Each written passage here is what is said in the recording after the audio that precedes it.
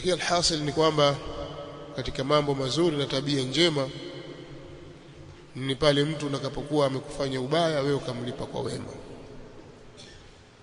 Alikunyima wewe mpe. Amekunyima wakati wewe ni muhtaji, unahitajia. Siku akija yeye anahitajia na wewe unacho, mpe. Sawa? Wala usimkumbushe. Kumbuka wewe siku fulani ilifanya hivi na hivi. Yeye mwenyewe akumbuka. Anakumbuka maadamu ana nafsi, ana dhamira katika moyo wake, dhamiri anayo itamsuta.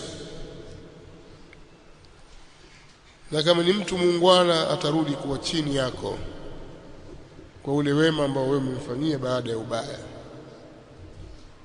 Amekutukana, usimlipize matusi, mwambie maneno mazuri.